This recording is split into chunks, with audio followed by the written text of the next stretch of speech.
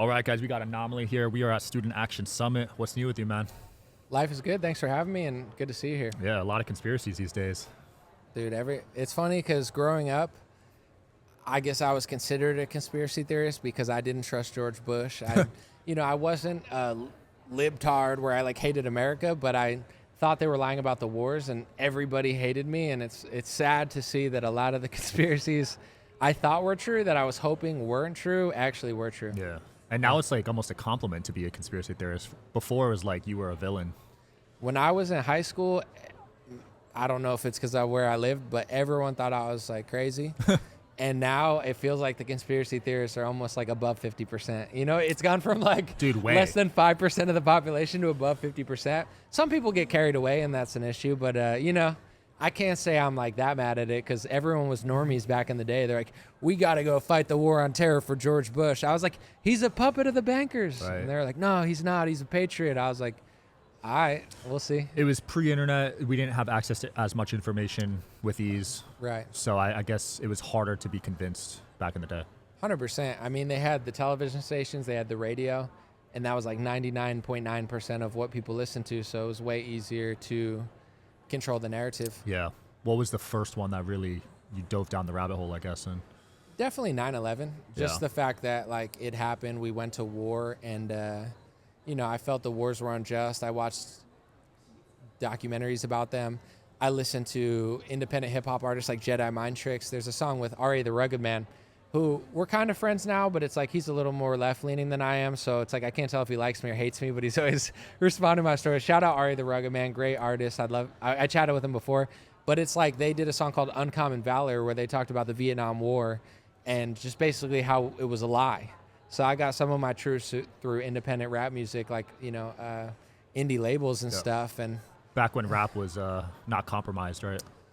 Yeah, I mean, it was still compromised then, but I guess they just had a few indie labels that didn't censor people as much. So I think the industry's always been controlled, but there's always going to be artists and people who cut through the cracks, make it independently, and do their own thing. Yeah. Do you think Kanye's part of that, or do you think he got out of it? Where do you see him standing in all this? I mean, it's interesting with Kanye because there's so many opinions on all sides. People who think he's this and that. I do think that he's doing his own thing. Yeah. I don't some people are he's doing this because he's trying to make this look bad. I think he's someone that was well connected, really successful, always kind of a maverick, and he's just that guy that I don't think they wanted him to steal the mic from Taylor Swift, but I think he was drunk and thought Beyonce's video was better. And to be honest, Beyonce's video probably was better. I'm not a huge Beyonce or Taylor Swift fan, but Single Ladies was an iconic video. That was a banger. The video, I mean, I still remember the dance to this day, and I've never done it because I'm not a woman trying to get her, So I think he's having a journey of his own, for the better or worse. But I don't agree with the people that think he's trying to do something. I think he's just, I think he's winging it. And, he's definitely somebody that's interesting. In rap, too, a lot of people, they just say the same things over and over, and it's so boring, and it's so, fake woke or fake deep, So with Kanye, he's always been a maverick. Him wearing a MAGA hat, him going on SNL.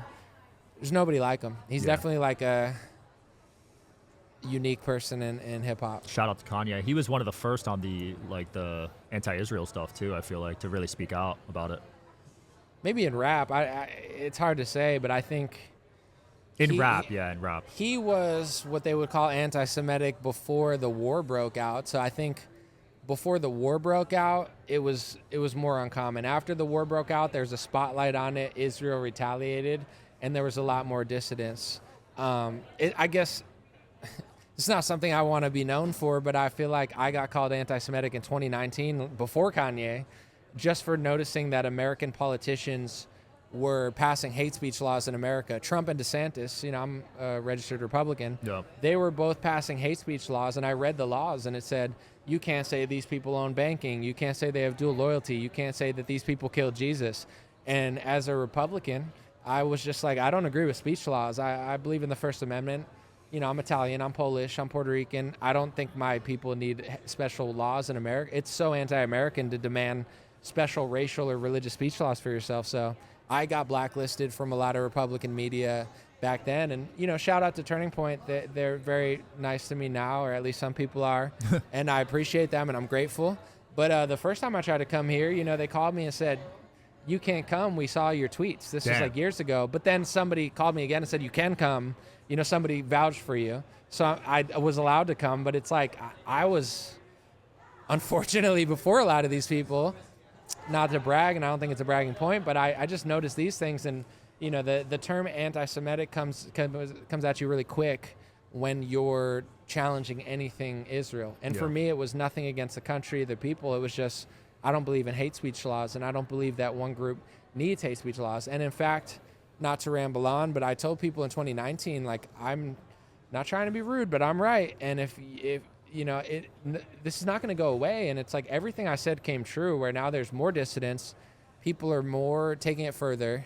And not that that's a good thing, but it's I knew this was going to happen if they didn't allow moderate, reasonable dissent. And the Republican Party and just in general politics has not allowed that. Right. But now with Twitter, social media, the war breaking out, it's becoming much more common to dissent against the pro-Israel narrative. The OG anti-Semite. I did not know that about you. It's not something, and I don't think I'm a hateful person. And in fact, even I'll say this, dude. When I used to say stuff, I'm like, if you watch all my podcasts, you can't even, they'll be like, oh, you're critical of Israel. Not really. I'm critical of American politicians. Israeli politicians owe me nothing. Yeah. Israelis owe me nothing. I like a lot of Israelis, but it's like, I don't vote. I vote for Donald Trump. I vote for Republicans. These are my representatives. So even if you watch all my videos, despite how many times I've been called an anti-Semite, I'm actually 1,000 times more critical of Republicans, my own party, my own country, my own people, than I am of them, because they don't owe me anything. Yeah. It's the people that are supposed to represent us that aren't. So well, that word has lost its meaning. For sure. And it is what it is. I knew it was going to happen, but it's shocking to see that nobody cares anymore. Yeah. And speaking of being critical of Republicans, a lot of division on the Republican side right now. The most I've probably ever seen, I think, in my lifetime, because of the Epstein stuff, because of the wars. Like, it's pretty crazy, right? It's, in a way, it's good, because some people will say, we can't be divided. The Democrats aren't divided. But in another way, it's like, we need to have conversations. And I've been waiting for people to be more critical of Trump. I like him better than Democrats. But I would say, I think that he's overrated among Republicans and underrated among Democrats, where Republicans think he's a god or an idol and they worship him. But the dude is not really as great as people think. And I voted for him this term. Yeah. The first term, there's an Israeli spy named Jonathan Pollard that was in jail because I believe he stole American secrets pretending to work for us, gave them to the Soviet Union, but he was working for Israel.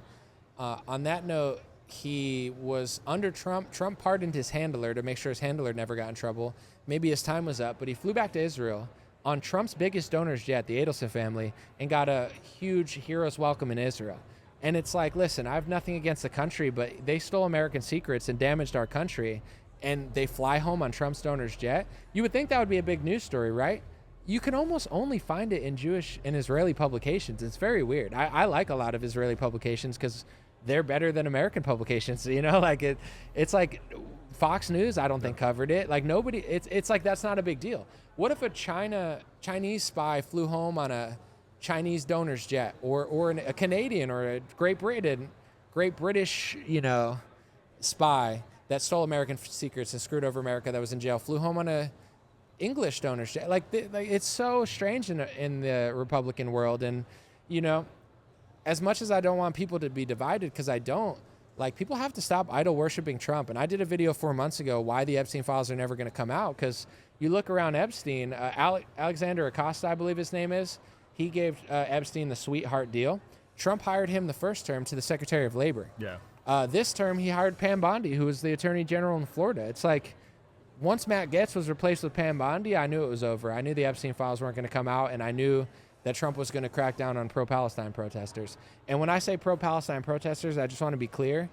I don't agree with people that are violent or blocking classes, but there's been people that are being targeted that are just protesting. And It's like, regardless of what you think about them, Trump took it a step too far there, in my opinion, and kind of, just same with the Epstein stuff. It's just lame. I don't want people to be united behind Trump. I want people to challenge Trump. Trump supporters should ask him, Why did you say you were going to end the war in Ukraine, but you're funding them? Why did you say you were going to release the Epstein files, and now you're covering them up? Yeah. That's what the Republican Party's about. That's where the growth happens, too, because you can't get too comfortable. You'll get complacent. Yeah, and I'm sure you seem like a smart guy. I've seen your stuff, and you're able to talk to everybody from all sides, and I think that's a strength of yours. But in general, it's like it's a sports game. The Democrats hate the Republicans. The Republicans hate the Democrats. Oh, we can't do what we want because the Republicans are in. Oh, we can't do what we want because the Democrats are in. And they love that stuff because it's like, oh, we don't have the House. We don't have the Senate. That gives them an excuse. What's Republicans' excuse now? They have the House, the Senate, the presidency, the popular vote, and they're not even doing that much. And then when Democrats win, they're going to... So the whole like left and right paradigm is so fake. I'm conservative, but it's like it's just all fake. It's like a banker theater. It's the entertainment wing of the military-industrial complex. Trump campaigns on stopping the war in Ukraine, and then he gives them more weapons. And then Marco Rubio, who's always been a puppet, now Republicans are like, he's our best guy. It's like, why? Because he's a good actor. And he's like, oh, it's defensive weapons. It's all a clown show. And I pray that liberals and conservatives wake up, because Democrats hate Trump. Republicans love Trump. But it's not a threat to the establishment because it's all part of the game. It's all part of the show. There's a uniparty, if we're being honest, right? 100%. Yeah, it's pretty apparent. Now, you said you started this whole thing with 9/11. Do you think the 9/11 files will ever get released? Never. No, I don't think so. You don't think so? No. How come? I just don't think they want to reveal too much, and I don't think they kept documentation of that much. My friend used to always say to me, they don't keep their own crimes. They don't keep record of their own crimes. Why would you, right? Yeah, the record is what they kept, but there's already enough about 9/11 out to the public, so I don't think they will. And I think that, here's what I will say, and this is not a conspiracy. This is based off what's happening. They told us Al-Qaeda did 9/11, right? Thousands of people died. I know people that their friends' parents died in 9/11. It's really sick. It's really sad. I'm pro-America as it gets. They said, we got to go to the Middle East to avenge these deaths, and we got to go fight Al-Qaeda. A literal Al-Qaeda member is currently running Syria, and the West is thrilled about it. Trump just dropped sanctions. So you're telling me we went to the Middle East to fight Al-Qaeda after Libya, Gaddafi, Saddam, Bashir al-Assad, all these people, and an Al-Qaeda guy runs Syria, and now you're dropping sanctions? I think that pays credence to the fact that we never really hated Al-Qaeda and ISIS, and you could find that ISIS apologized to Israel one time when they attacked, according to somebody in Israel. Al-Qaeda, we were fighting Bashir al-Assad while Al-Qaeda was fighting Bashir al-Assad. I'm not a fan of Iran, but the guy that Trump killed, Soleimani, he was fighting ISIS. So it's one of these things where I don't even need a conspiracy theory, and I don't need to like any other country. I'm American. But an Al-Qaeda member is leading Syria, and all of our allies are thrilled about it. What does that tell you? You don't need a conspiracy theory. And I'm sick to my stomach. And it's weird that all these Republicans that hated me when I didn't like George Bush, that are like, we need to go fight Al-Qaeda. Do they have the memory of a goldfish? Do they not remember that that's why we're in the Middle East? Do they not notice that a former Al-Qaeda member is leading Syria? Like, I feel like I'm in the Truman Show and nobody's paying attention. It's like, this stuff's so obvious to me. You don't even need a conspiracy theory to be like, this is bullshit. You know, I don't like off the story they told us, it's not adding up. You were early on the George Bush criticism, because I feel like a lot of that stuff didn't get revealed till much later.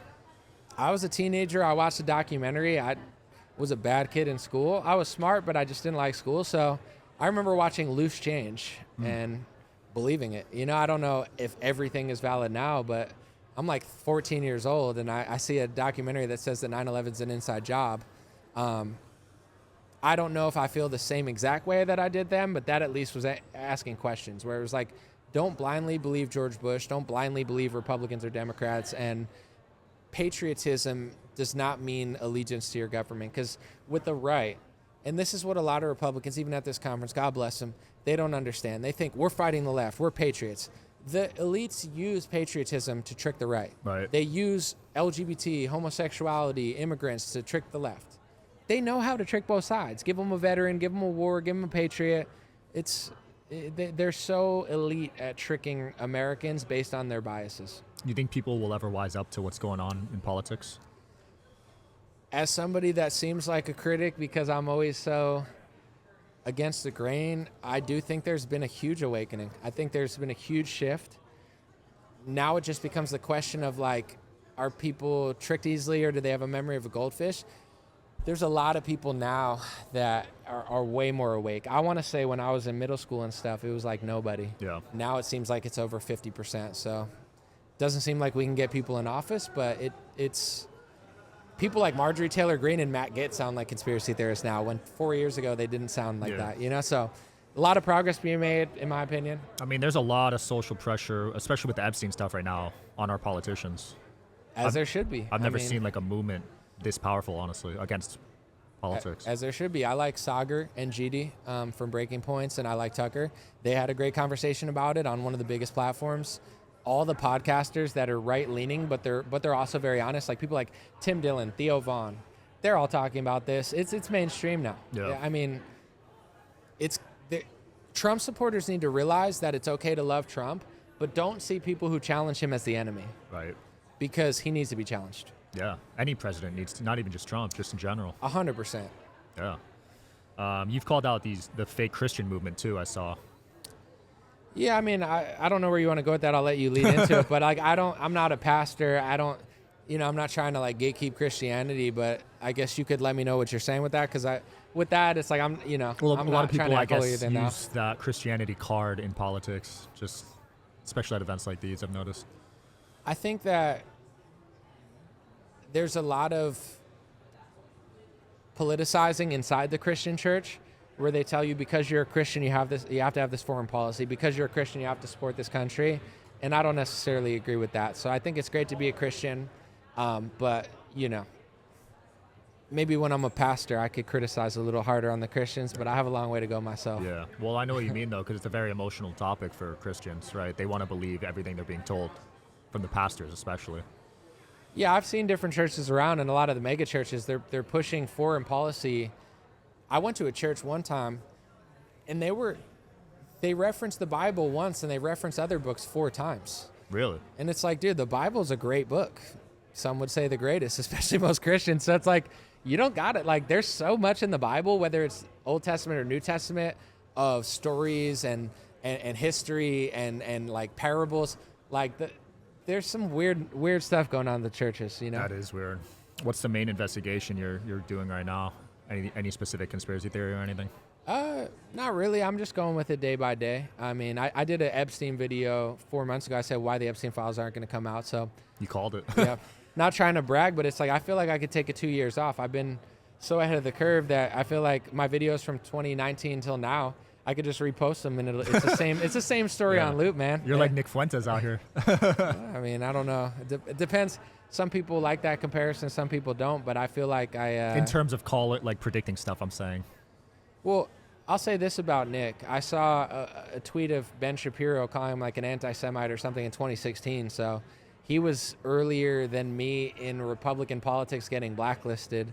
I think that similar thing happened to me in 2019. So I think, I think we're very different people. We have different instinct. We have different things that we like. We have a different vibe and a different fan base. But I guess we've both been, in some ways, him definitely harder than me, thrown outside of the conversation. And to be honest, I'll just say this here. In 2019, I think maybe he retweeted me or something. Yeah. And I heard from friends in conservative media that I was getting blacklisted because he retweeted me. Whoa. And I didn't even know him. It was so it's like bad? that's how scared of this guy they are. And I've said this since 2019. This probably got me in more trouble. Why are these people so afraid to have a debate with him? All the people that talk shit about him, right? The Andrew Clavins and the Ben Shapiros. I'm convinced they're terrified to have a debate with this guy because I watched Dinesh D'Souza debate Nick. I wanted to watch that because it's interesting. And I have to say respect to Dinesh D'Souza for stepping up to the plate because, he put his money where his mouth is and he actually had a reasonable conversation with him. And it was very cordial. It was very professional. Neither of them did anything below the belt. And, what is everyone so afraid of him for? So here's what I think the First Amendment really means. It doesn't mean you could say, he's so bad, nobody should talk to him. But Ben Shapiro's so great and Charlie Kirk's so great. That's not the First Amendment. That's gatekeeping. So I think they've done a good job of trying to scare people and say they shouldn't be in the conversation. And I think somebody that is truly confident in what they're saying, like a Dinesh, would just head at it instead of not only gatekeeping Nick from talking about it, but punishing people that they think is Nick. But they've used Nick almost as a straw man. The same way the left will say, well, he's a Trumper. They use Trump as a straw man for every political ad. Like Trump, because their base hates Trump. They've done that to Nick Fuentes, where it's like they'll call anybody Nick Fuentes. Even you made the comparison. It is what it is. I meant it as a compliment. But Well, I don't. Like I said, I'm not gonna like gatekeep and just be like, don't talk. Like I'm not that guy that's gonna like run so far away from them, because I'm a totally different person with a totally different energy, totally different ideas. But that's what they do. They use him as a boogeyman to try to stop and scare everybody from talking about things he's talking about. But for me, it was the hate speech laws. Like, bro, say what you want about the guy, say what you want about Charlie Kirk or whatever. Dude, I don't need Charlie Kirk or Nick to be a leader of myself personally. I'm 35 years old. I don't agree with hate speech laws. If that makes you call me Nick or that makes you call me an anti-Semite, I'd rather be called an anti-Semite and stand up for the First Amendment than be another one of these morons that's running around being like, we need hate speech laws for one race, one religion, and one country. It's like, call me what you want, compare me to who you want. This is what I think, and I think I'm unique, Yeah. How many times have you been censored or shadow banned on social media? I got deleted from TikTok, so that was a bummer. I've been demonetized from certain places. I think the algorithm's been against me in some ways, but I never play the victim, because I think a lot of people in Republican media, to be honest, they're not popping, and they just use that as an excuse. Right. I think a lot of the algorithms have been dialed back, and TikTok literally banned me, so fuck TikTok. But everybody else, it's like I've gone through ups and downs, and I'm not pumped about it. But if you've literally been banned, like if you've been banned from YouTube, if you've been banned from Instagram or something, then you have every right to hate them. I've been banned from TikTok, so fuck TikTok. I got banned, but I got it back.